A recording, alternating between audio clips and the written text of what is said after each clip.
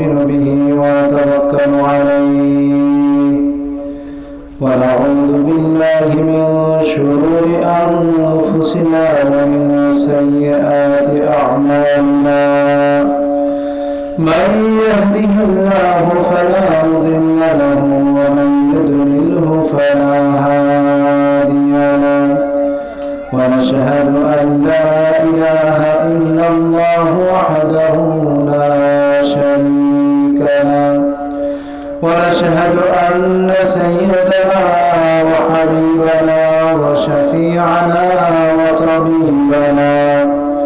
وطبيب قلوبنا وأولانا ومولانا محمدا عبده ورسوله الذي أرسله بالحق إلى الخلق بشيرا ونذيرا وداعيا إلى الله بإذنه وسراجا وقمرا منيرا أعوذ بالله من الشيطان الرجيم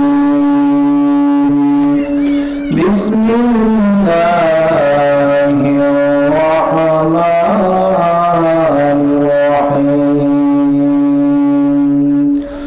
فمن زحزح عن النار وأدخل الجنة فقد فاز وما الحياة الدنيا إلا متاع الغرور وقال رسول الله صلى الله عليه وسلم يا أبا سفيان جئتكم بكرامة الدنيا والآخرة أو كما قال تبارك وتعالى عليه الصلاة والسلام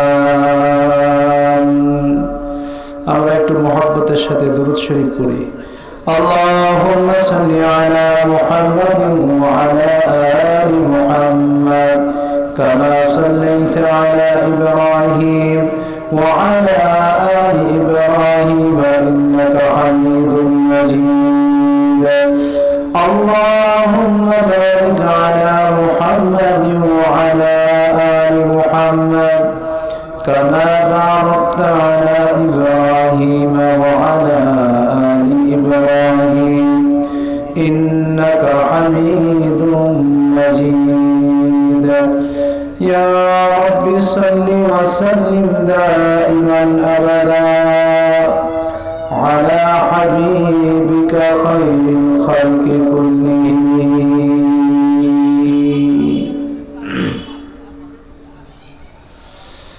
ইসলামপুর পুরাতন জামে মসজিদ কর্তৃক আয়োজিত অধ্যকার মাহফিলের সম্মানিত সভাপতি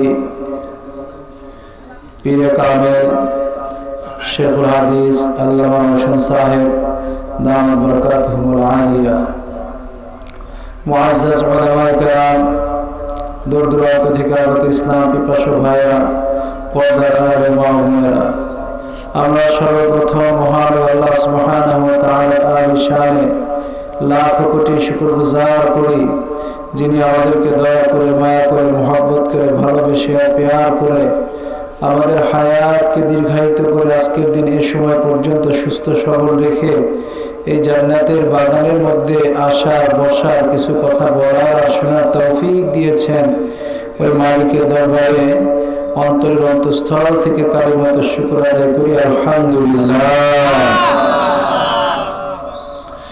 সামনে নির্বাচন কয় তারিখ আপনাদের? 26 তারিখে।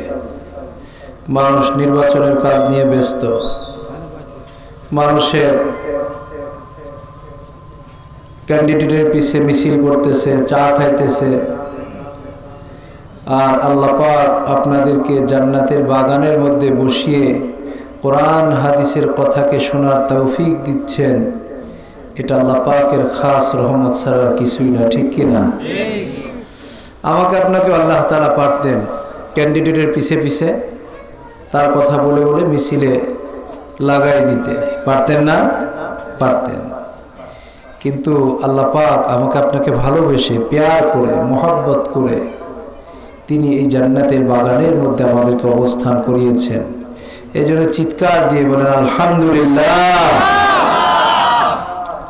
ভাইরা আমার আগে কথা বলতেছিলেন পরকাল নিয়ে, এই জন্য আমিও পরকাল ভিত্তিক এক কোরআনের আয়াত এবং রাসূল করিম সাল্লাল্লাহু আলাইহি ওয়াসাল্লামের লক্ষ লক্ষ হাদিসের মধ্যে থেকে একটা হাদিসের অংশ আপনাদের সামনে তেলাওয়াত করেছি।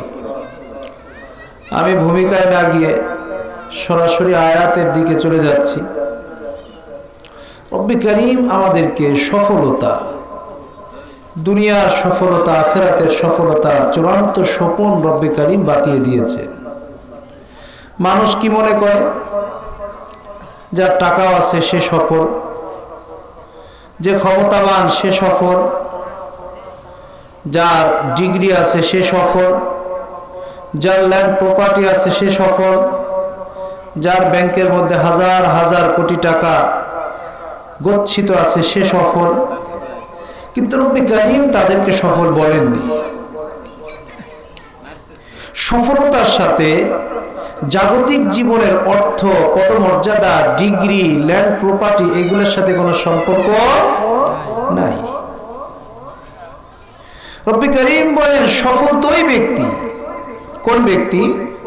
ফামান যুহজিহা আনিন নার, যে জাহান্নাম থেকে বেঁচে গেল। সুবহানাল্লাহ বলেন। যে কিসের থেকে বেঁচে গেল? জাহান্নাম থেকে বেঁচে গেল।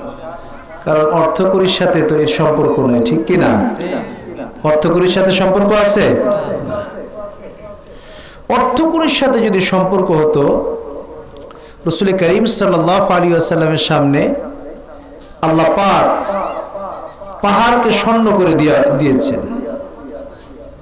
শুধু কি তাই, রাসূল করিম সাল্লাল্লাহু আলাইহি ওয়াসাল্লামকে অফার করা হয়েছে, ইয়া হাবিব ইন শি'তা নাবিয়ান আবদা ওয়া ইন শি'তা নাবিয়ান মালিকা।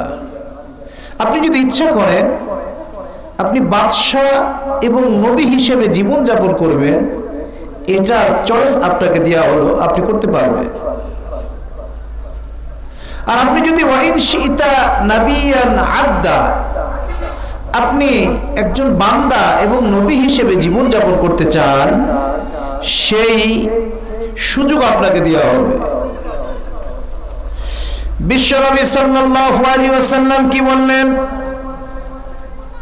বিশ্বনবী সাল্লাল্লাহু আলাইহি ওয়াসাল্লাম বললেন, আল্লাহুম্মা আহয়িনি মিসকিনা, আল্লাহুম্মা আহয়িনি মিসকিনা ওয়া আমিতনি মিসকিনা ওয়াহশুরনি ফি জুমরাতিল মাসাকিন। আল্লাহ আল্লাহুম্মা আহয়িনি মিসকিনা, হে আল্লাহ আমি মিসকিনের মতো জীবন যাপন করতে চাই। সুবহানাল্লাহ বলেন।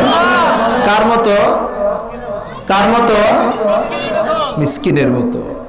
আমরা তো একটু অর্থ কষ্টে ভুগলে, আমরা একটু অর্থ কষ্টে ভুগলে আমরা পেরেশান হয়ে যাই, দিশাহারা হয়ে যাই। এক ওয়াক্ত খাবারের ঘরে চাল আছে কিন্তু তরকারি নাই, মা বোনেরা দিশাহারা হয়ে যায়। ঘরের মা বোনেরা স্বামীকে ঠেলতে থাকে, যাও যেখান থেকে পারো নিয়ে আসবে। কিন্তু ওই জামানার মা বোনদের কথা এটা ছিল না। ওই জামানার মা বোনদের কথা এটা ছিল, দেখো স্বামী, আমি এক ওয়াক্ত, দুই ওয়াক্ত, তিন ওয়াক্ত, একদিন, দুই দিন, তিন দিন না খেয়ে থাকতে পারবো, কিন্তু আমি জাহান্নামের আগুনে জ্বলতে পারবো না। কোথায় জ্বলতে পারবো না? কোথায়?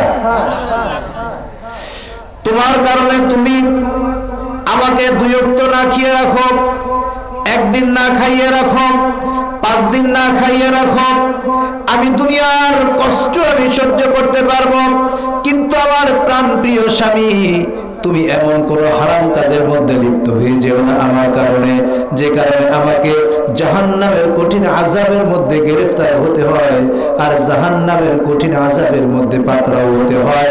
ওই পরিমাণের গুনাহ আমি, ওই পরিমাণের শাস্তি আমি সহ্য করতে পারবো না।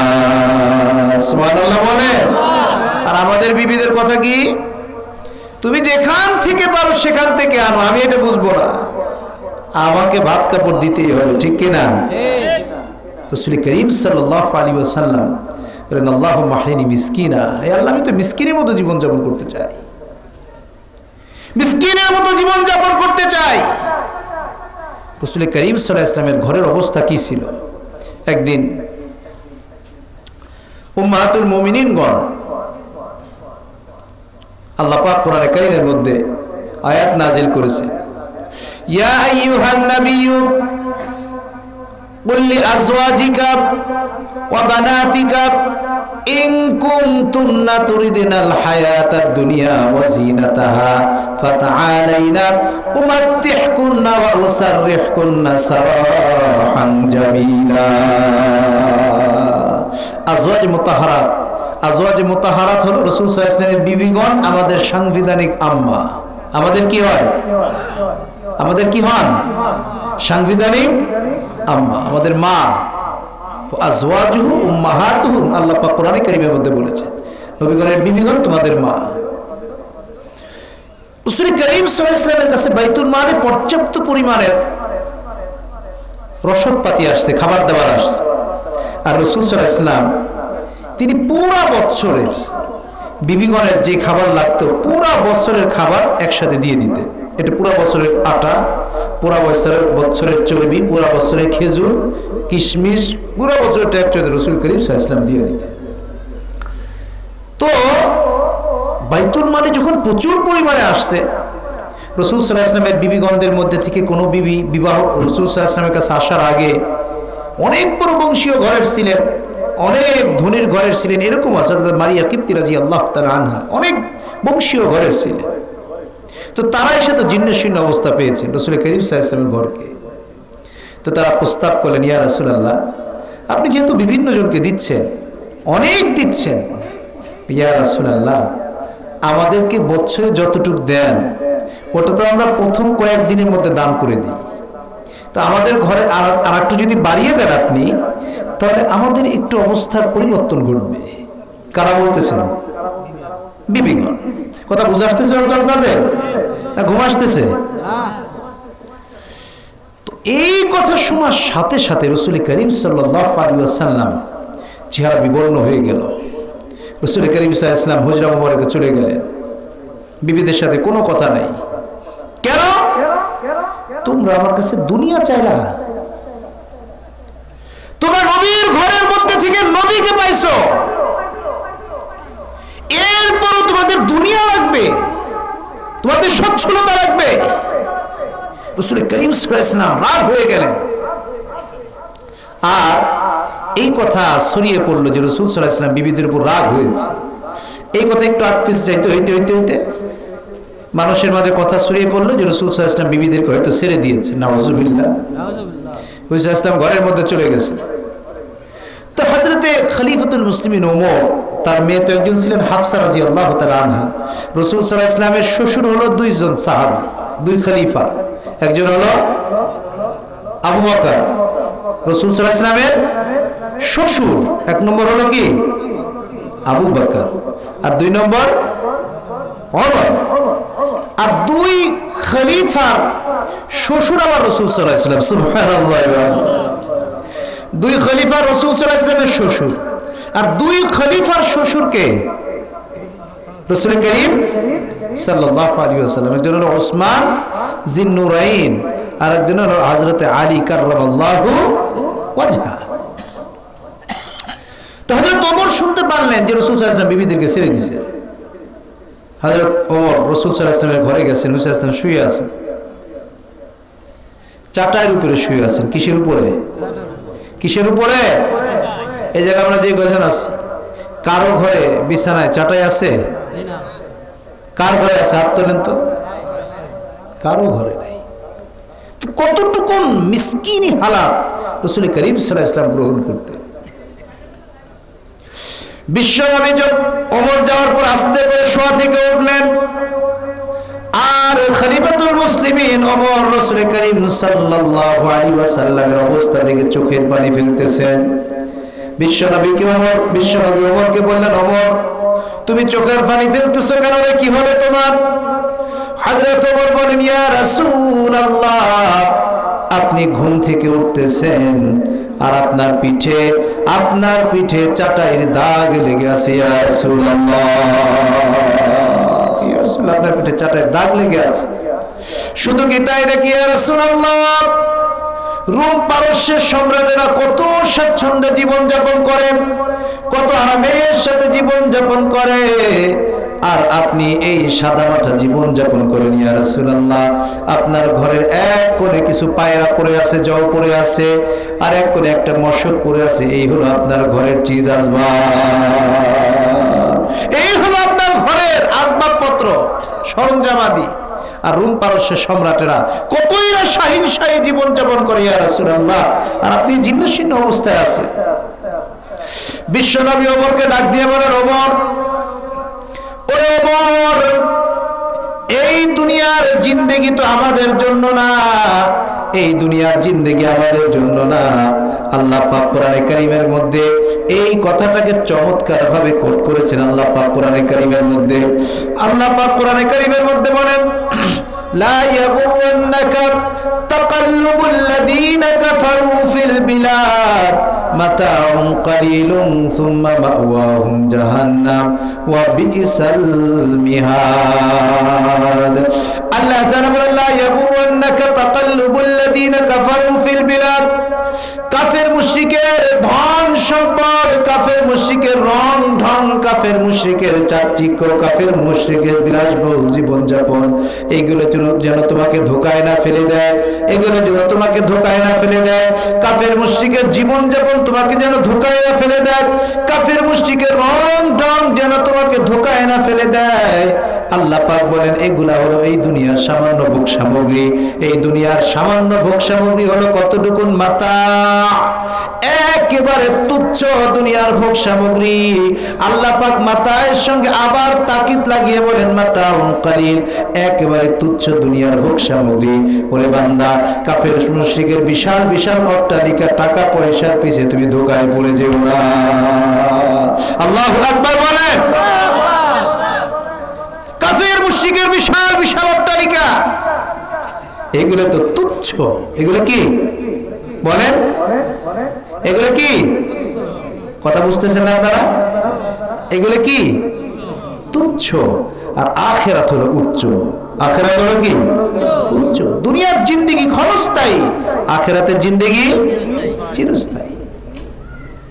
বিশ্বনবী বলেন, ওমর, এই দুনিয়ার জিন্দেগি তো আমাদের জন্য না রে ওমর। দুনিয়ার জিন্দেগি তো কাফের মুশরিক ইহুদি নাসারাদের জন্য, আর আমাদের জন্য রব্বে কারীম রেখেছেন আখিরাতের জিন্দেগির চিরস্থায়ী নিয়ামত। সুবহানাল্লাহ বলে। আখিরাতের জিন্দেগির চিরস্থায়ী নিয়ামত আমাদের জন্য। এই দুনিয়ার জিন্দেগির তুচ্ছ, একেবারে ক্ষণস্থায়ী জিনিস, লিমিটেড ওয়ালা জিনিস আমাদের জন্য নয়, আমাদের জন্য নয়। রাসূল করিম সাল্লাল্লাহু আলাইহি ওয়াসাল্লামকে আল্লাহ তাআলা বলেন যে, নবী, ইন কুনতুন্না তুরিদনাল হায়াতাদ দুনিয়া ওয়া যিনাতাহা ফাতাআলাইনা উমাত্তিহুকুন্না ওয়া উসাররিহুকুন্না সারাহান জামিলা। কারণ নবী, এরা যদি কি চায়, এরা যদি এই দুনিয়ার ভোগ সামগ্রী চায়, তাহলে ভোগ সামগ্রী দিয়ে তাদেরকে বিদায় দিয়ে দেন। আর তারা যদি আখিরাত চায়, আপনাকে চায়, তাহলে আপনি তাদেরকে গ্রহণ করেন। সুবহানাল্লাহ বলেন। রাসূল করিম সাল্লাল্লাহু আলাইহি ওয়াসাল্লাম কতটা সাদাসিধে জীবন যাপন করতেন, কতটা সাদাসিধে জীবন যাপন রাসূল করিম সাল্লাল্লাহু আলাইহি ওয়াসাল্লাম করতেন। হযরত আয়েশা রাদিয়াল্লাহু তাআলা আনহা বলেন, রাআইতুল হিলাল সুম্মাল হিলাল মা উকিদাত ফি আবিয়াতি রাসূলিল্লাহ সাল্লাল্লাহু আলাইহি ওয়াসাল্লাম। হযরত আয়েশা রাদিয়াল্লাহু তাআলা আনহা বলেন, রাআইতুল হিলাল, এক মাসের চাঁদ দেখতাম, সুম্মাল হিলাল, দ্বিতীয় মাসের চাঁদ দেখতাম, সুম্মাল হিলাল, তৃতীয় মাসের চাঁদ উদিত হয়ে যেত। মুহাম্মদ সাল্লাল্লাহু আলাইহি ওয়াসাল্লামের ঘরের চুলায়, মুহাম্মদ সাল্লাল্লাহু আলাইহি ওয়াসাল্লামের ঘরের চুলায় সামান্য পরিমাণের আগুন জ্বলতো না। কয় মাস অতিবাহিত হইতো? এক মাসের চাঁদ দেখতেন, দ্বিতীয় মাসেরও চাঁদ দেখতো, তৃতীয় মাসেরও চাঁদ দেখতো, 3 মাস অতিবাহিত হয়ে যেত, রাসূল সাল্লাল্লাহু আলাইহি ওয়াসাল্লামের ঘরের চুলায় আগুন ধরতো না। আরে কথা বুঝে আসছে? হ্যাঁ, কথা বুঝতেছেন নাকি? এই এলাকা না, সারা বাংলাদেশের মধ্যে দেখেন তো 3 মাস, এত গরিব, এত দরিদ্র কেউ আছে নাকি 3 মাস তার ঘরের চুলে আগুন ধরে না? আছে? হ্যাঁ, যেই নবীকে অফার করা হয়েছে, ইয়া রাসূলুল্লাহ, এই যে পাহাড় দেখতেছেন, এই পাহাড়টাকে আপনার জন্য স্বর্ণ করে দেওয়া হবে, এই পাহাড়টা আপনার জন্য স্বর্ণ করে দেওয়া হবে, আপনি এই পাহাড় থেকে এই স্বর্ণ কেটে কেটে আপনার জীবিকা নির্বাহ করবেন ইয়া রাসূলুল্লাহ। শুধু কি তাই নাকি বলেন, এই আপনি যেদিকে যাইতে থাকবেন পাহাড় আপনার পিছ পিছ চলতে থাকবে, পাহাড় আপনার পিছ পিছ চলতে থাকবে, আপনি যেদিকে যাইতে থাকবেন পাহাড় পিছ পিছ চলতে থাকবে, আপনার প্রয়োজন অনুযায়ী এই স্বর্ণ কেটে কেটে আপনার জীবন জীবিকা নির্বাহ করতে থাকবে। বিশ্বনবী সাল্লাল্লাহু আলাইহি ওয়াসাল্লাম বলেন, না, আমার এই পাহাড় স্বর্ণে পরিণত হওয়ার দরকার নাই, আমি এক ওয়াক্ত খেয়ে শুকরিয়া আদায় করব, আর এক ওয়াক্ত ভুকা ভাকা থেকে আমি আল্লাহ পাকের সবর করব। সুবহানাল্লাহ বলে। এই জন্য দারিদ্রতা, গরিব হওয়া, আরে ভাই দুনিয়ার জিন্দেগিতে রাজ করে বাদশাহী আলাতে জলে যারা টাকা আছে, ঠিক কিনা? দাপটের সাথে জলে কারা? টাকা আছে যাদের। আর আখিরাতে দাপটের সাথে চলবে কারা? গরিব যারা। সুবহানাল্লাহ বলেন। যারা গরিব ওই সময়কার রাজা, আখিরাতের জিন্দেগির রাজা। দুনিয়ার জিন্দেগি কয়দিন রে ভাই? কয়দিন? কয়দিন? সামান্য। কত সামান্য, সামান্য যে আখিরাতের তুলনায় কত সামান্য। বিশ্বনবী দুনিয়ার আখিরাতের রেফারেন্স দিচ্ছেন হাদিসের মধ্যে, কয় আল মিখিয়াতু ইজা উদখিলাল বাহার, যদি সমুদ্রের মধ্যে অন্যান্য রেফারেন্স দিতে গিয়ে বিশ্বনবী আঙ্গুলের কথা বলেছেন, সমুদ্রের মধ্যে আঙ্গুল ঢুকিয়ে দিলে আঙ্গুলের মাথায় যতটুকু পানি, এটাকে রেফারেন্স দিয়েছেন। কিন্তু দুনিয়াকে আর আখিরাতকে বুঝাইতে গিয়ে বিশ্বনবী বলেন আল মিখিয়াতু ইজা উদখিলাল বাহার, অর্থাৎ একটা সুই সমুদ্রের মধ্যে ফেলে দিলে, সমুদ্রের মধ্যে ফেলে দিলে এই সুয়ের মাথার মধ্যে যতটুকু পানি আসবে, বিশ্বনবী সাল্লাল্লাহু আলাইহি ওয়াসাল্লাম বলেন এটা হলো দুনিয়ার জিন্দেগি, আর গোটা সমুদ্র হলো আখিরাতের জিন্দেগি। আল্লাহু আকবার। আখিরাতের জিন্দেগি ভাইরা, ওই পরকালের জিন্দেগিতে আমাকে যেতে হবে, ওই জিন্দেগিতে আমাকে যেতে হবে। হযরত ইমাম গাজ্জালী রাহমাতুল্লাহ আলাইহি চমৎকার উদাহরণ দিয়েছেন। এক হুজুরের কাছে গেছে, ইমাম গাজ্জালী রাহমাতুল্লাহর কাছে গিয়ে একজন লোক বলতেছেন যে হুজুর আমি স্বপ্নে দেখছি। কি স্বপ্নে দেখছো? হুজুর আমি স্বপ্নে দেখি আমাকে একটি বাঘ দাবড়াচ্ছে। কি দাবড়াইতেছে? হ্যাঁ, বাঘ দাবড়াইতেছে। হুজুর আমি তো দৌড়াইতে দেখি যে বাঘ পিছে আছে আমার। অবস্থাটা চিন্তা করে, আমি চিন্তা করলাম, দেখলাম একটা বট গাছ, আমি সে বট গাছ উঠে গেলাম, হয়তো বাঘের দাবড়ানো থেকে বাঁচা যাবে। আমি বট গাছ উঠলাম, দেখি বাঘ তারা দাঁড়ায় রয়েছে হা করে, ও উঠবে। বট গাছের শিকড় আছে না? আপনারা দেখছেন নাকি বট গাছ আছে? এদিকে বট গাছের শিকড় ঝুলে পড়ে না? তো একটা শিকড় ঝুইলা ওই একটা কুয়ার মধ্যে পড়ছে। কিসের মধ্যে? ওই লোকটা চিন্তা করতেছে, স্বপ্নে দেখতেছে, ইমাম গাজ্জালীকে বলতেছেন অবস্থাটা, যে হুজুর আমি দেখি একটা শিকড় বেয়ে কুয়ার মধ্যে পড়ছে। তো আমি চিন্তা করলাম যে আমি যদি বেয়ে কুয়ার মধ্যে নেমে যেতে পারি, তাহলে বাঘ তো আর কুয়ার মধ্যে নামবে না। নামবে? গাছে নয় উঠবে, কিন্তু কুয়ার মধ্যে নেমে বাঘের জীবন শেষ করবে নাকি? তো আমি কি করলাম, ওই শিকড় বেয়ে কুয়ার মধ্যে নামার জন্য চেষ্টা করলাম। কুয়ার মধ্যে নামতেছি, কুয়ার মধ্যে নেমে গেছি, ছেড়ে দিব শিকড়, এমন মুহূর্তে দেখি কুয়ার মধ্যে এক বিষধর সাপ হা করে বসে আছে। কি বসে আছে? সাপ। গাছের গোড়ায় কি? বাঘ। বাঘ বন্ধু না শত্রু? সাপ বন্ধু। হ্যাঁ, কেউ দেখি কুয়ার মধ্যে সাপ হা করে আছে। কি কঠিন পরিস্থিতি। আমি চিন্তা করলাম এই সাপ থেকে বাঁচতে হলে আমাকে উঠে যেতে হবে। আমি শিকড় বেয়ে আবার উঠতেছি, দেখি একটা সাদা ইঁদুর আর একটা কালা ইঁদুর এই শিকড়টা কেটে দিচ্ছে। পরিস্থিতি কি? এই মুহূর্তে আমি দেখলাম আমার কাঁধের উপরে টকটক করে কি যেন পড়তেছে। আমি আস্তে করে জিবলাটা বাড়িয়ে দিলাম, দেখি যে মধু পড়তেছে। আমি মধু চাটতে চাটতে আমার ঘুম ভেঙে গেল, আমি কি স্বপ্নে দেখলাম। হযরত ইমাম গাজ্জালী রাহমাতুল্লাহ আলাইহি বলেন, আল্লাহর বান্দা, তোমার তো এটা স্বপ্ন নয়, এটা প্রত্যেকটা মানুষের জীবনের বাস্তব এক নমুনা মাত্র। তুমি যে দেখেছো বাঘ তোমাকে দাবড়াইতেছে, ওটা তো বাঘ নয়, প্রত্যেকটা মানুষকে মালাকাল মাউত আজরাইল দাবড়াচ্ছে। প্রত্যেকটা মানুষকে কে দাবড়াচ্ছে? প্রত্যেকটা মানুষকে আজরাইল দাবড়াচ্ছে। আল্লাহর বান্দা, তুমি যে দেখেছো কুয়ার মধ্যে নামতেছো, ওটা তো কুয়া নয়, ওটা হলো কবর। ওটা কি? কবর। প্রত্যেকটা মানুষের জন্য কবর হা করে বসে আছে। এই জন্য হাদিসের মধ্যে বিশ্বনবী সাল্লাল্লাহু আলাইহি ওয়াসাল্লাম বলেন, প্রত্যেকটা দিন মানুষকে হুঙ্কার দিয়ে কবর বলতে থাকে, আনা বাইতুত তুরাব, আমি মাটির ঘর। আনা বাইতুত তুরাব, আমি মাটির ঘর। আনা বাইতুদ দুদ, আমি একাকিত্বের ঘর। আনা বাইতুদ দুদ, আমি কীটপতঙ্গের ঘর। আনা বাইতুল ওয়াহদা, আমি একাকিত্বের ঘর। আনা বাইতুল যুলমা, আমি অন্ধকারের ঘর। প্রত্যেকটা দিন মানুষকে এভাবে কবর ডাকতে থাকে, আনা বাইতুত তুরাব, আমি মাটির ঘর। আনা বাইতুদ দুদ, আমি কীটপতঙ্গের ঘর। আনা বাইতুত তুরাব, আনা বাইতুত তুরাব, আমি মাটির ঘর। আনা বাইতুল ওয়াহদা, আমি একাকিত্বের ঘর। আনা বাইতুল যুলমা, আমি হলো অন্ধকারের ঘর। কিসের ঘর? অন্ধকারের ঘর। আল্লাহর বান্দা, তুমি যে দেখেছো কবরের মধ্যে সাপ হা করে আছে, এই কুয়ার মধ্যে সাপ হা করে আছে, ওটা কুয়া নয়, ওটা হলো মানুষের কি? কবর। তুমি যে দেখেছো রশিটা ধরে আছো, ওটা হলো হায়াতের রশি। কিসের রশি? হায়াতের রশি। আল্লাহর বান্দা, তুমি যে দেখছো সাদা ইঁদুর আর কালা ইঁদুর রশিটা কেটে দিচ্ছে, ওটা সাদা ইঁদুর আর কালা ইঁদুর নয় রে আল্লাহর বান্দা, এটা হলো দিন আর রাত। দিন আর রাত চলে যাচ্ছে, তোমার হায়াতের রশি কেটে দিচ্ছে।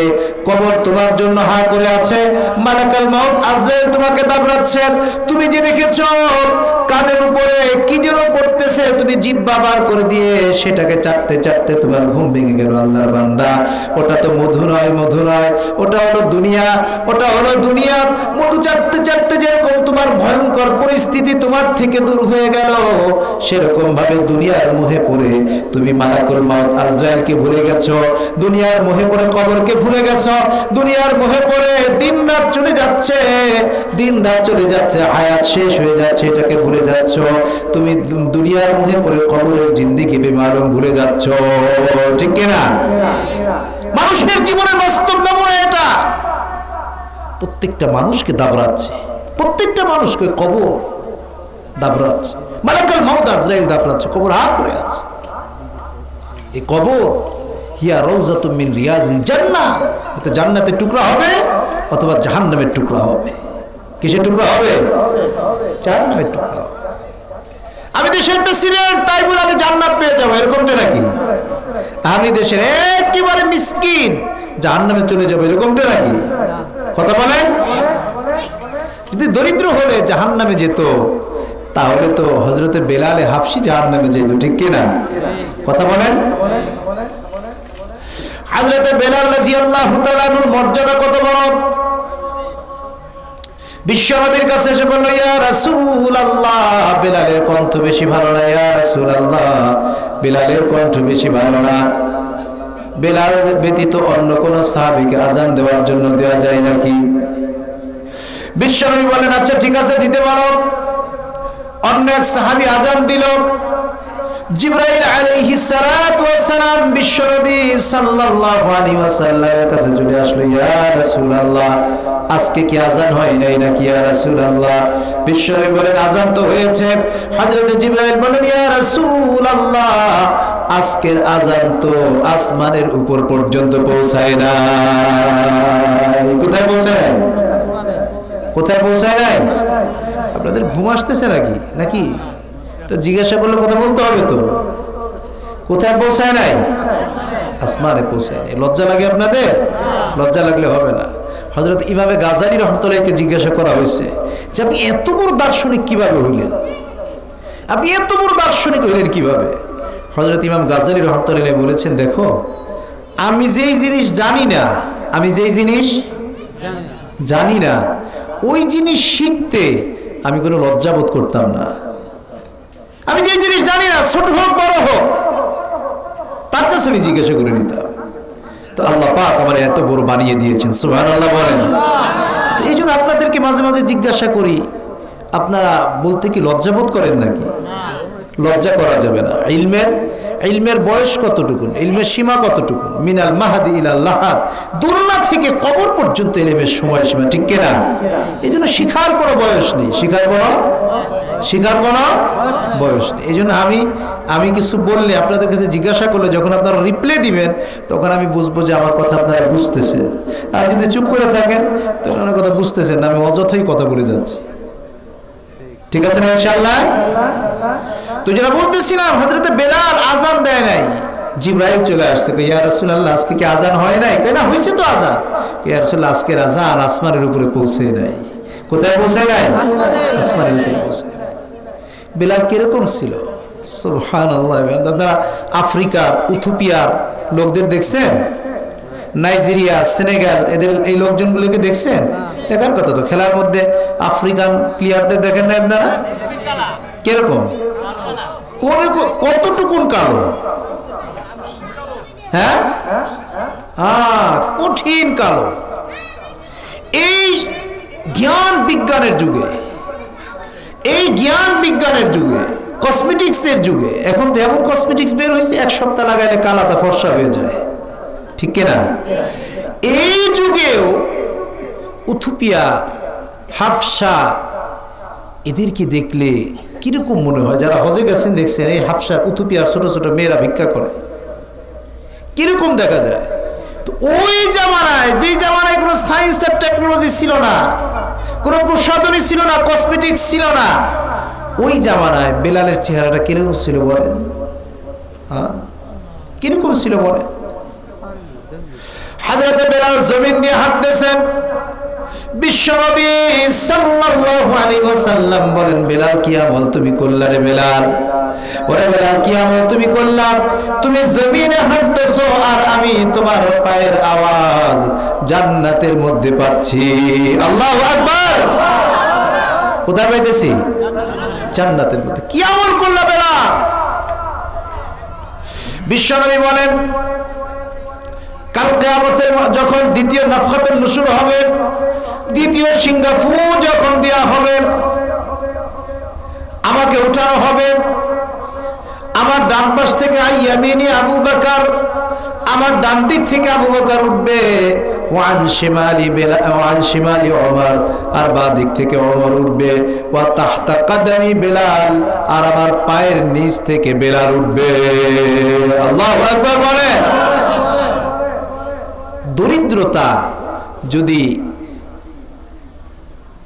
দরিদ্রতা যদি নাকামিয়াবির, অর্থাৎ যে ব্যর্থতার সুফল হতো, তাহলে তো বেলাল সবচেয়ে বড় ব্যর্থ হইতো, ঠিক কিনা? দারিদ্রতা, কালো হওয়া, দারিদ্র হওয়া, গোলামের ছেলে হওয়া, এগুলা নাকামিয়াবির কোনো কারণ নয়, ঠিক কিনা? এগুলো নাকামিয়াবির কোনো কারণ নয়। হযরত বেলাল রাদিয়াল্লাহু তাআলা আনহু, হযরত বেলালকে বলেন, বেলাল তুমি তো আমার আগে জান্নাতের দিকে যাইতে থাকবা। হযরত বেলাল চোখের পানি ছেড়ে দিয়ে বলেন, ইয়া রাসূলুল্লাহ ইন্নাল জান্নাতা হুরিমাত আলাল আমবিয়া হাত্তা আনতা দুখুলাহা।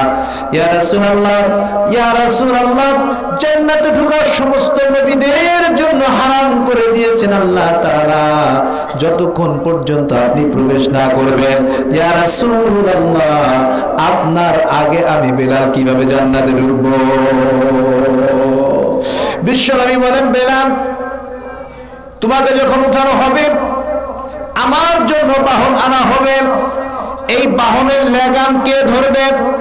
হযরত আবু বকর লালাইতে থাকবে ওই লাগাম ধরার জন্য, হযরত ওমর লালাইতে থাকবে ওই লাগাম ধরার জন্য, বড় বড় সাহাবীরা লালাইতে থাকবে, হায় রে আমাকে যদি ওই লাগামটা দেয়া হইতো না কতই না ভালো হইতো।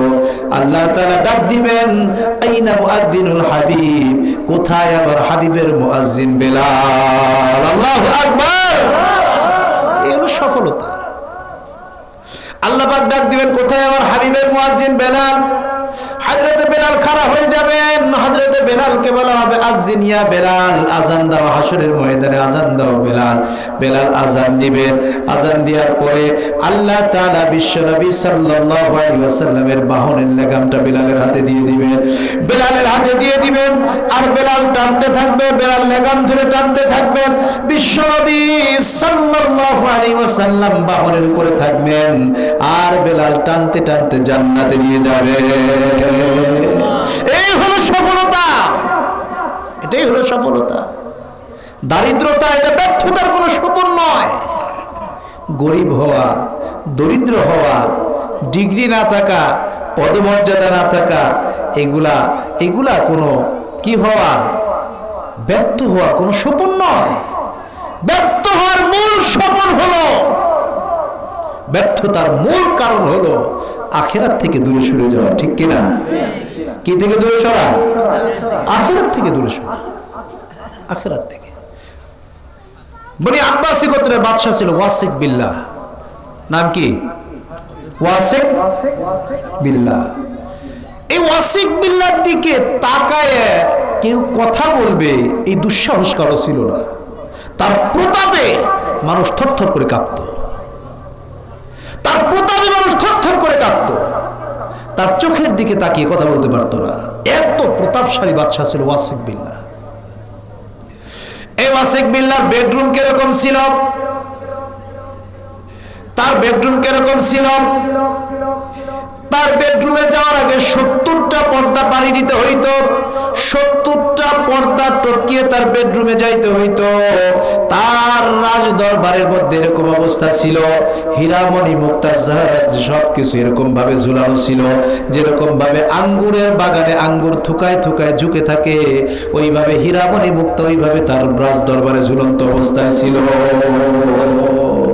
এই ওয়াসিক বিল্লাহর বেডরুমে 70টা পর্দাকে ভেদ করে একটা পিঁপড়া যাবে, এটাও দুঃসাধ্য ছিল। কিন্তু ওয়াসিক বিল্লাহ যখন মারা গেল, তার লাশকে রাখা হলো, উপর দিয়ে কাপড় দিয়ে তার লাশ বেডরুমে রেখে দিছে। কতক্ষণ পরে দেখে কি যেন নড়াচড়া করতেছে মুখের এই জায়গায়, মুখের এই জায়গায় নড়াচড়া করতেছে। কি নড়াচড়া করে? এখানে কাপড় উঠেছে, দেখেছে একটা ইঁদুর বাদশাহ ওয়াসিক বিল্লাহর 2 চোখ খেয়ে ফেলতেছে, 2 চোখ খেয়ে ফেলতেছে, কোনো খবরই নামায় নাই। যেই বেডরুমে 70টা পর্দাকে ভেদ করে একটা পিঁপড়া ঢোকানো অসম্ভবপর ছিল, ওই বেডরুমে সে মারা যাওয়ার সাথে সাথে যেই চোখের দিকে তাকায় মানুষ কথা বলতে পারতো না, যেই চোখ দিয়ে প্রতাপ আগুনের মতো ঝরত, সর্বপ্রথম ওই চোখ 2টা খেয়ে ফেলতেছে। কি খাইতেছে? বাদশাহী থেকে যে সফল হয়ে যাবে এরকমটি নয়। বনু আব্বাসী গোত্রের বাদশাহ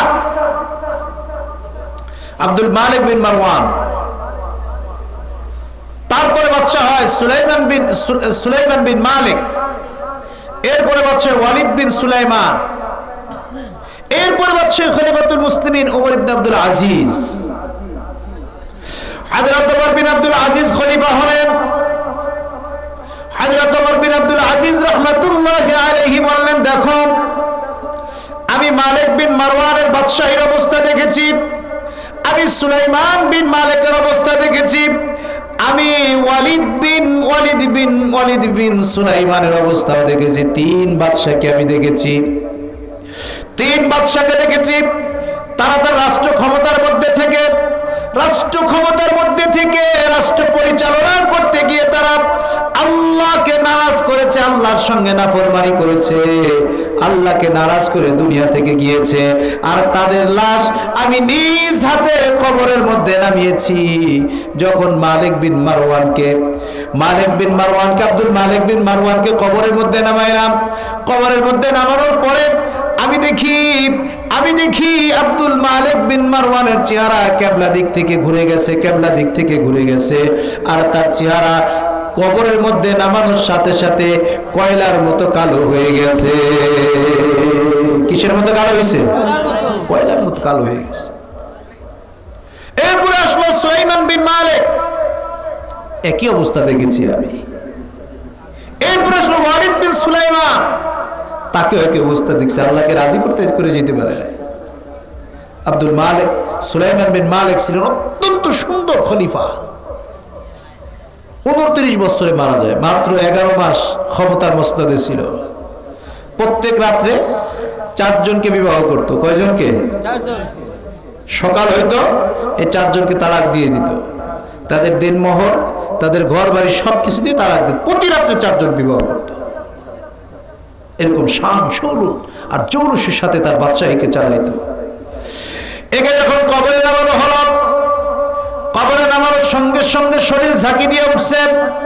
তার ছেলে ওয়ালিদ উপর থেকে বলতেছে, এই ওমর বিন আব্দুল আজিজ, আমার বাবা তো মরে নাই, আমার বাবা জীবিত আছে, আমার বাবা জীবিত আছে। হযরত ওমর বিন আব্দুল আজিজ রাহমাতুল্লাহ আলাইহি বলেন, না, তোমার বাবা জীবিত নাই, তোমার বাবা জীবিত নাই। আজ্জালাল্লাহু উকুবা, তোমার বাবার কবরের আযাব অতি দ্রুত চলে আসছে। আল্লাহু আকবার, অতি দ্রুত চলে আসছে। এজন্য ভাইরা, ক্ষমতার মসনদে বসে কেউ যদি আল্লাহকে রাজি করতে চায় তাও করতে পারবে, ঠিক কিনা? আর কেউ যদি বেজার করতে চায় আল্লাহ পাককে, তাহলে বেজার করতে পারবে। ক্ষমতার মসনদে আসলেন ওমর বিন আব্দুল আজিজ রাহমাতুল্লাহ, যাকে দ্বিতীয় ওমর বলা হয়, সানি ওমর বলা হয়। কি বলা হয়? সানি ওমর বলা হয়। হযরত ওমর বিন আব্দুল আজিজ ক্ষমতায় আসলেন। আসার সাথে সাথে সব লোককে ডাক দিয়ে বলেন, হে লোক সকল, ইয়া আইয়ুহান নাস, হে লোক সকল শোনো, আমি আব্দুল মালিক বিন মারওয়ানের জামানায় গভর্নর ছিলাম, সুলাইমান বিন মালিকের জামানায় গভর্নর ছিলাম, ওয়ালিদ বিন সুলাইমানের জামানায় গভর্নর ছিলাম, কিন্তু আমি এখন খলিফা। শুনে রাখো, এতদিন পর্যন্ত তোমরা যেভাবে চলছো, এখন তোমরা সেভাবে চলতে পারবে না। হযরত ওমর বিন আব্দুল আজিজ রাহমাতুল্লাহ আলাইহি প্রথম ঘোষণা দিয়ে দিলেন, শোনো, আব্দুল মালিক বিন মারওয়ান আল্লাহকে নারাজ করে দুনিয়া থেকে গেছে, হযরত সুলাইমান বিন মালিক আল্লাহকে নারাজ করে দুনিয়া থেকে গেছে, ওয়ালিদ বিন সুলাইমান আল্লাহকে নারাজ করে দুনিয়া থেকে গেছে। আমি ওমর বিন আব্দুল আজিজ, আমি চাচ্ছি আমি আল্লাহকে নারাজ করে যাইতে পারবো না। আমার যত কষ্ট হোক না কেন, আমি আল্লাহকে রাজি খুশি করে দুনিয়া থেকে যাব। সুবহানাল্লাহ বলেন। কনফিডেন্স ছিল 100 ভাগের উপরে, 100% কনফিডেন্স ছিল সে আল্লাহকে রাজি করে দুনিয়া থেকে যাবে, আল্লাহকে রাজি করে দুনিয়া থেকে যাবে। বাদশাহ আসার পরে রমজান মাস আসলো, বিবিদেরকে ডাকলেন, ডাক দিয়ে বলেন, দেখো, এক এক রমজানে আমার দস্তরখানে কি পরিমাণের ইফতারি থাকতো, কিন্তু শুনে রাখো, আজকে থেকে আমার দস্তরখানে শুধুমাত্র এক একজনের জন্য 2টা করে খেজুর ছাড়া আর কোনো ইফতারি থাকবে না। সাহারিতে 2টা, ইফতারিতে 2টা। বিবি তার স্ত্রী, ইসলামী তারিখ অনুযায়ী, ইতিহাস অনুযায়ী এত বংশীয় ঘরের মেয়ে আর কেউ নাই। তার বিবির নাম ফাতেমা, সে হলো তার বাবা মালিক বিন আব্দুল মালিক বিন মারওয়ানের মেয়ে। তার বাবা ছিল বাদশাহ, এরপরে তার ভাই আসলো বাদশাহ, তার দ্বিতীয় ভাই আসলো বাদশাহ, তার স্বামী বাদশাহ, তার চাচা বাদশাহ, তার দাদা বাদশাহ। এত জনের নিসবতে এসে এত সম্মানিত নারী তার বিবিকে ডাক দিয়ে বলল, ফাতেমা শোনো, তুমি বংশীয় ঘরের মেয়ে, জৌলুসের সঙ্গে তোমার জীবন যাপন হয়েছে, আমি এখন বাদশাহ হয়েছি, আমি তোমাকে জৌলুসপূর্ণভাবে জীবন যাপন করতে দিতে পারবো না। তবে হ্যাঁ, তুমি যদি ইচ্ছা করো যে তুমি অন্যের ঘরে চলে যাবা, আমি তোমাকে তালাক দিয়ে দেব, তুমি চলে যাও। আর আমার ঘরে যদি তোমাকে থাকতে হয়, তাহলে সাদা সিধে অনাড়ম্বর জীবন যাপন করে তোমাকে থাকতে হবে। সুবহানাল্লাহ বলে। এই কথা বলার পরে ফাতেমা বললেন, ওগো আমার স্বামী, আমি তোমার সুখের সময় তোমার অর্ধাঙ্গিনী ছিলাম, এখন তোমার দুঃখের সময় তোমাকে ছেড়ে চলে যাবো, এরকমটি হতে পারে না, এরকমটি হতে পারে না। আমি কি করলাম, আমার যত হক ছিল, আমার ব্যক্তিগত যত হক ছিল স্ত্রী হিসাবে, আমি সমস্ত হক মাফ করে দিলাম, তুমি আল্লাহকে রাজি করতে থাকো। 2 বছর 3 মাস বাদশাহী করছে। কতদিন? 2 বছর 3 মাস। এই 2 বছর 3 মাসে তার ফরজ গোসলের প্রয়োজন হয় নাই। হযরত ফাতেমা বলেন, সে তার রাতকে কিভাবে কাটাইতেন। হযরত ওমর বিন আব্দুল আজিজ রাহমাতুল্লাহ রাতকে কিভাবে কাটাইতেন? সারাটি রাত নামাজের মধ্যে কাটিয়ে দিতেন, সারাটি রাত দোয়ার মধ্যে কাটিয়ে দিতেন। কোনদিন দোয়া শুরু করছেন, দোয়া করতে করতে করতে করতে দিক দিয়ে ফজরের আজান হয়ে যেত, নামাজ পড়তে পড়তে ফজরের আজান হয়ে যেত। সারা রাত কান্না কাটি রুনা ধুরার মধ্যে এই 2 বছর 3 মাস ওমর বিন আব্দুল আজিজ কাটিয়ে দিয়েছেন। সুবহানাল্লাহ বলেন।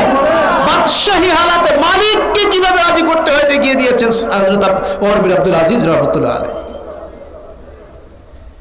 একদিন এক গ্রামের প্রত্যন্ত অঞ্চলে একটা বাঘ ছাগলের উপর হামলা করছে। এক বুড়ি ছাগলের উপর, এক বুড়ি ছাগলের উপর হামলা করার পরে বুড়ি বলতেছে, আজকে বোধহয় ওমর বিন আব্দুল আজিজ দুনিয়া থেকে বিদায় নিয়ে চলে গেছে। সে বোধহয় দুনিয়ায় নাই। জানিও না শেষ তো মোবাইল ছিল নাকি, টেলিভিশন ছিল, মোবাইল ছিল, রেডিও কিচ্ছু ছিল না।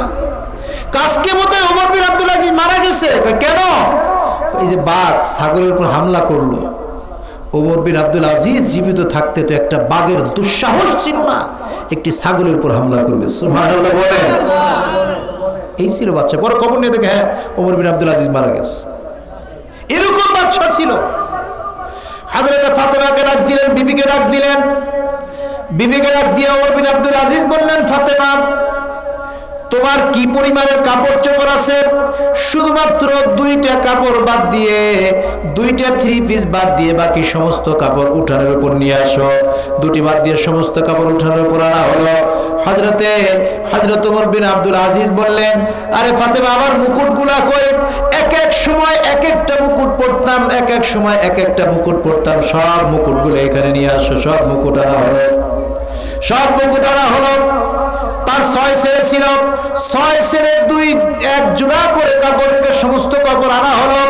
হযরত ফাতেমাকে বললেন, ফাতেমা তোমার গলার মধ্যে যে হারগুলো আছে হারগুলো দিয়ে দাও, তোমার হাতে যে স্বর্ণের চুড়ি আছে স্বর্ণের চুড়ি দিয়ে দাও, তোমার যে অলংকারাদি আছে সমস্ত অলংকারাদি দিয়ে দাও। ফাতেমা সমস্ত অলংকারাদি উঠানের উপর রাখলেন, সমস্ত ছেলেদের কাপড় চোপড় রাখলেন। বাদশা ওমর বিন আব্দুল আজিজের মুকুটগুলা উঠানের উপর রাখলেন। সব কিছু রাখার পরে সে বাইতুল মালের খাজানকে ডাক দিলেন।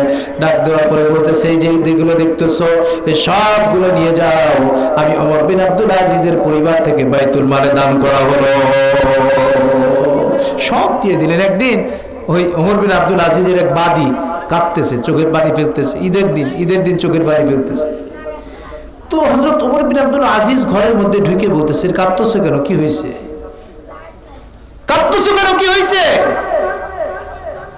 তো বাদী বলতেছে, আপনি একজন বাদশাহ, আপনি একজন প্রেসিডেন্ট। কতটুক জায়গার প্রেসিডেন্ট? বাংলাদেশের সমান এতটুক জায়গা? ইরান, রাশিয়া, আফগান, পাকিস্তান, ভারতের দিল্লি পর্যন্ত বিশাল এক রাজ্যের প্রেসিডেন্ট হযরত ওমর বিন আব্দুল আজিজ রাহমাতুল্লাহ আলাইহি। সুবহানাল্লাহ বলে।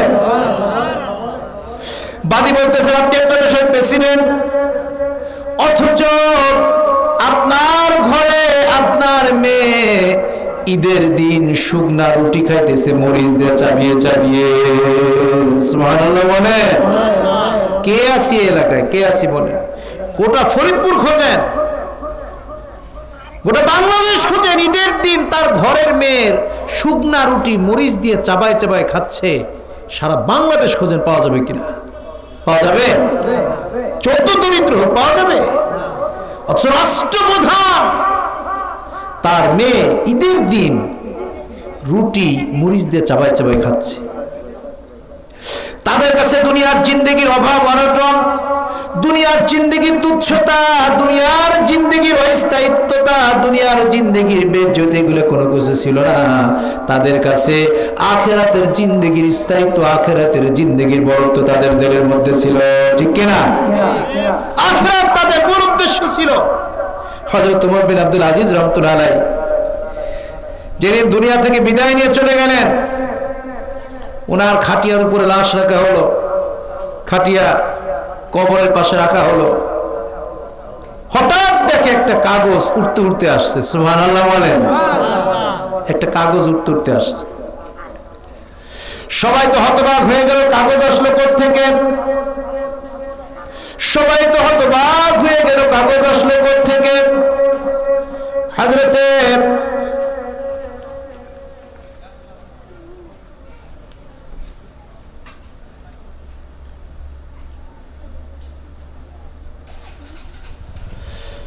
হযরত ওমর বিন আব্দুল আজিজ রাহমাতুল্লাহ আলাইহি ইন্তেকালের পরে তার খাটের উপরে একটি কাগজ এসে পড়লো। সবাই তো হতবাক হয়ে গেল, কাগজ আসলো কোত্থেকে? কাগজটা নেওয়া হলো, কাগজের উপরে লেখা বারাআতুম মিনাল্লাহি, বারাআতুম মিনাল্লাহি ওমর বিন আব্দুল আজিজ মিনান নার। বারাআতুম মিনাল্লাহ, আল্লাহর পক্ষ থেকে পরোয়ানা ওমর বিন আব্দুল আজিজের জন্য, জাহান্নাম থেকে মুক্তির পরোয়ানা। সুবহানাল্লাহ। দুনিয়া থেকে জাহান্নামের মুক্তির পরোয়ানা নিয়ে যাচ্ছে। এজন্য ভাইরা, আমি আপনাদের সামনে কোরআনে কারীমের আয়াত তেলাওয়াত করেছি। আল্লাহ তাআলা বলেন, ফামান যুহজিহা আনিন নার, ফামান যুহজিহা আনিন নার ওয়া উদখিলাল জান্নাতা ফাকাদ ফাজ ওয়া মাল হায়াতুদ দুনিয়া ইল্লা মাতাউল গুরুর। আল্লাহ তাআলা বলেন, বান্দারে, তোমার সফলতা কোনো ক্ষমতার মধ্যে নাই, তোমার সফলতা আর্থিক সচ্ছলতার মধ্যে নাই, তোমার সফলতা দুনিয়ার কোনো পদ পজিশনের মধ্যে নাই, তোমার সফলতা কোনো ডিগ্রির মধ্যে নাই, তোমার সফলতা কোনো ল্যান্ড প্রপার্টির মধ্যে নাই, তোমার সফলতা কিসের মধ্যে? আল্লাহ তাআলা বলেন, ফামান যুহজিহা আনিন নার, তুমি যদি জাহান্নাম থেকে বেঁচে যেতে পারো, ওয়া উদখিলাল জান্নাহ, আর তুমি যদি জান্নাত অর্জন করতে পারো, ফাকাদ ফাজ, তাহলে তুমি সফল, তাহলে তুমি সফল, চূড়ান্ত পর্যায়ের সফল। তুমি যদি জাহান্নাম থেকে বেঁচে যাও আর জান্নাতমুখী হয়ে যাও, সুবহানাল্লাহ বলে। তাহলে সফলতা হলো কোনটা? জাহান্নাম থেকে, জাহান্নাম থেকে বেঁচে যাওয়া। আর কি কোন মুখী হওয়া? জান্নাতমুখী হওয়া, জান্নাতে চলে যাওয়া, জাহান্নাম থেকে বেঁচে যাওয়া। এই জান্নাতে যাওয়ার জন্য আমার অর্থকরীর প্রয়োজন নাই, আমার ক্ষমতা মসনদ প্রয়োজন নাই। এই জন্য রাসূল করিম সাল্লাল্লাহু আলাইহি ওয়াসাল্লাম নিজের জিন্দেগির জন্য চয়েস করে নিয়েছেন দরিদ্রতার জিন্দেগি। কোন জিন্দেগি? বিশ্বনবী বলেন, আল্লাহুম্মা হিনি মিসকিন, আল্লাহ আমি মিসকিনের মতো জীবন যাপন করতে চাই।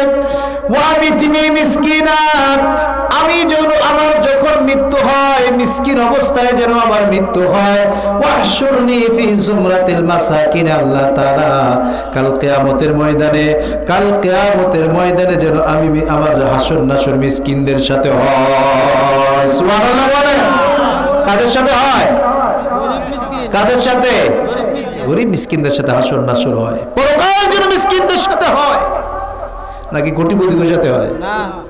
এজন্য ভাইরা, দারিদ্রতা এটা কোনো বেজ্জতির বিষয় না। কারণ কি কয়, আল ফাকরু ফখরি, রাসূল বলেন দারিদ্রতা হলো আমার অহংকার। সুবহানাল্লাহ বলেন। এইজন্য আমার চূড়ান্ত সফলতা হলো, আমার চূড়ান্ত সফলতা হলো আখিরাতমুখী হয়ে যাওয়া। ঠিক কি না? এইজন্য আল্লাহ তাআলা আমাদেরকে আখিরাতমুখী হওয়ার তৌফিক দান করেন। আখিরাতের চিন্তা ভাবনা চেতনা আমাদের হৃদয়ের মধ্যে বসানোর তৌফিক দান করে, বলুন আমিন। আমাদের সকলের মুরব্বী শেখুল হাদিস সাহেব হুজুর পীর সাহেব চলে আসছেন। হুজুর কিছু